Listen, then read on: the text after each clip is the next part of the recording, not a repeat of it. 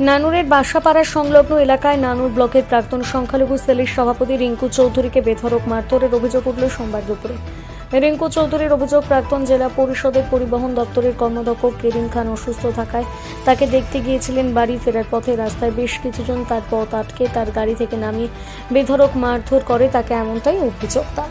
আহত অবস্থায় তাকে উদ্ধার করে নানুর ব্লক হাসপাতালে চিকিৎসার জন্য নিয়ে আসে। সেখানে তার অবস্থার অবনতি হওয়ায় বোলপুর মহকুমা হাসপাতালে নিয়ে যাওয়া হয়েছে। যদিও এ বিষয়ে নানুর ব্লক তৃণমূল কংগ্রেসের সভাপতি সুব্রত ভট্টাচার্যের অভিযোগ, গোষ্ঠীদ্বন্দ্বের তত্ত্ব উড়িয়ে দাবি করেছে বর্তমানে রিঙ্কু চৌধুরীর সঙ্গে তৃণমূল কংগ্রেসের কোনো যোগাযোগ নেই।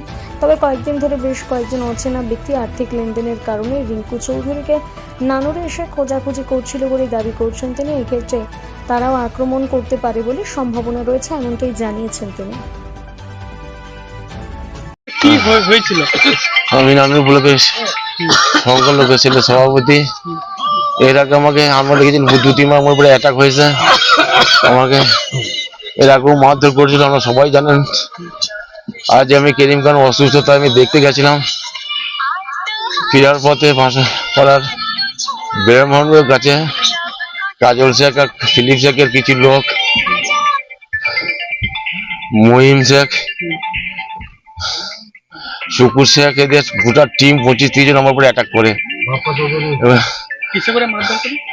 বন্দুকের বাঁটে করে পাঁচজনে মারে, গায়ে থেকে নামায় এবং মাটা ঘরের জন্য নিয়ে তুলে নিয়ে পালাবার চেষ্টা করেছিল। একটা গোয়াল বাড়িতে ভরে আমাকে বন্দুকের বাঁটে করে এবং রডে করে সাবলে করে হাতটা পুরো বেরিয়ে ভেঙে দেয়।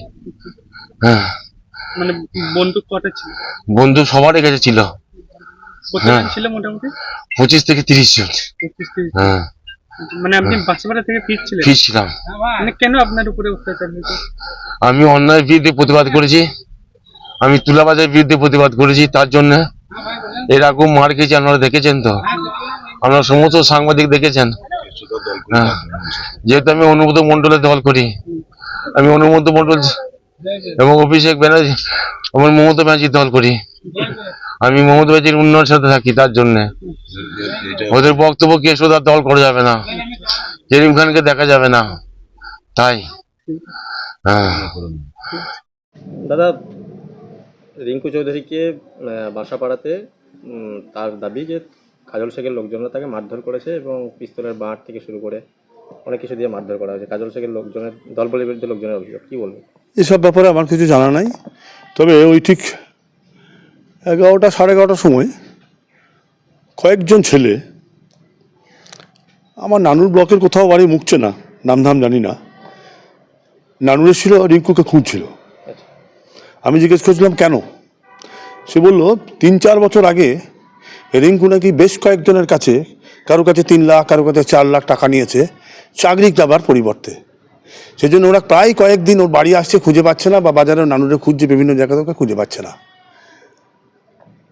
এটা শুনলাম, এবং মারধর করেছে এ ব্যাপারে সব কিছু জানি নাই। তাদের কাছ থেকেই শুনলাম আর কি, রিঙ্কু চৌধুরীকে তারা বেশ কয়েকদিন খুঁজে বেড়াচ্ছে, পাচ্ছে না।